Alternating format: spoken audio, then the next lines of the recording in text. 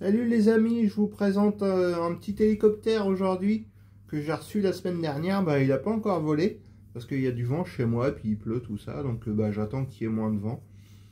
Donc c'est un RCRA C190 en décoration sécurité civile. Donc voilà. Donc je l'ai commandé avec 3 batteries.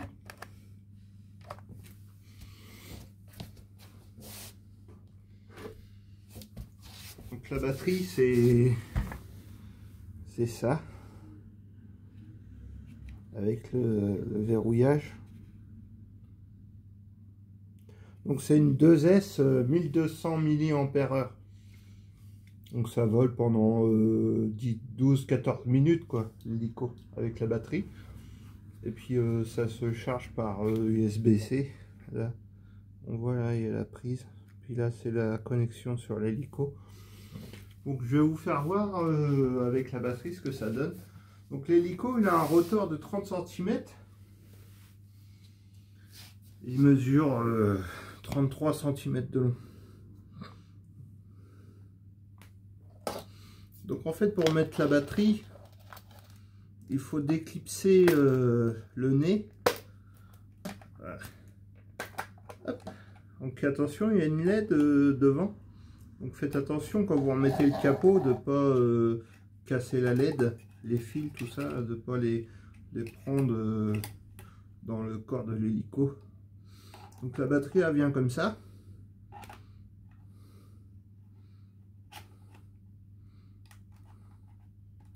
Ça va bien rentrer. Ah, ça y est.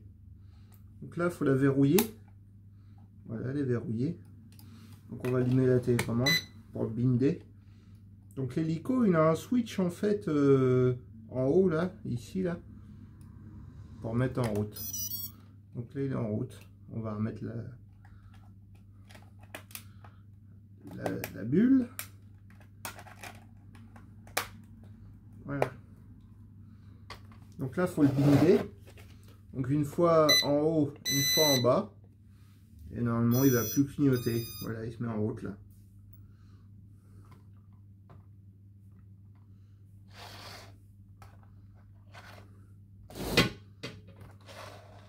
Donc il a des lumières. Et les lumières ils servent à l'arrière. Quand l'hélico il est déchargé, en fait ça se met à clignoter. Pas celle du haut là. Pas celle-là. Celle-là c'est pour le gyroscope. Ça se met à clignoter en fait. Donc voilà la vue du dessus. Vous voyez c'est un 5 pales. Avec c'est full moteur brushless en fait, avant et arrière. Il y a un moteur brushless. Et puis à l'avant il y a une LED. Donc ça éclaire bien quand même.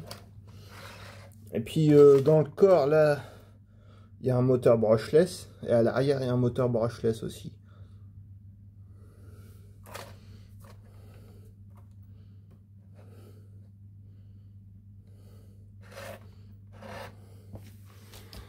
Allez, go.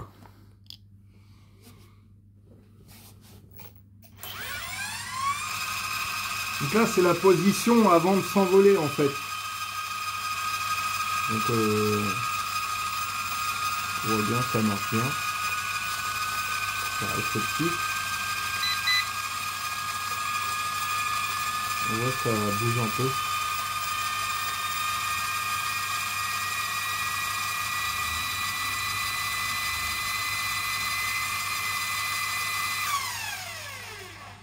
Donc voilà.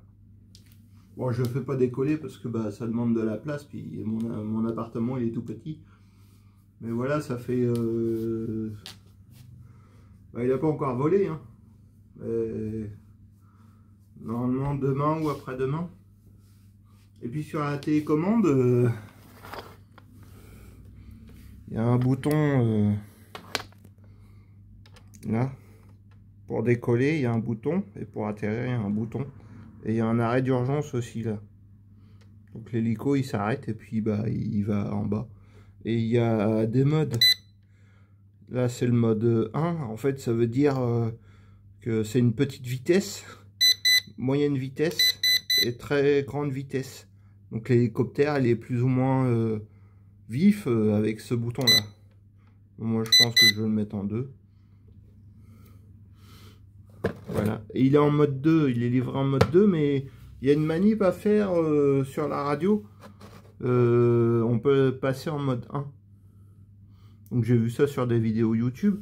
Et si vous maintenez ça, le trim des gaz en bas, eh bien, vous pouvez régler les servos pour que l'hélicoptère soit immobile. Donc faut le faire quand il n'y a pas de vent ou dans une salle, quoi. Moi, je vais le faire quand il n'y a pas de vent. Enfin, je vais voir comment déjà il est trimé, comment il se comporte. Donc voilà. Bon, c'est un chouette hélico. Hein. Il est traité maquette. Vous voyez, il y a les turbines là, à l'arrière. Les turbines, ce qui clignote en fait, c'est le gyroscope à l'arrière. C'est ce qui permet de le voir en fonctionnement, si ça fonctionne bien. Et puis, dans la boîte, moi je l'ai pris avec 3 batteries. Donc dans la boîte, alors j'ai acheté le câble USB, en fait il est fourni dedans. Mais moi j'ai acheté une Alip 5 volts en 3 ampères pour recharger la batterie, pour mettre sur secteur. Il y a le mode d'emploi, donc c'est en anglais chinois. Il y a une paire de 5 pales de rechange. Et puis 3 batteries, quoi. Et il y a aussi des tournevis pour démonter l'hélico s'il faut changer une pièce. Il y a une clé Allen. Une petite clé Allen pour les pales, je crois. Attends, on va vérifier tout de suite. Ouais, c'est pour les pales. Il y a un tournevis pour les pales aussi. Ah, il est là. Donc c'est une empreinte clé Allen. Et puis un petit tournevis cruciforme. Voilà ce qu'il y a dans la boîte. Donc voilà. Bon j'espère que cette vidéo vous aura plu. Moi après je l'ai en statique, quoi. Déjà en statique ça représente bien, quoi. Parce que c'est quand même traité maquette, quoi. Et puis il demande plus qu'à voler, quoi. Bon, ça va me changer du C129V2.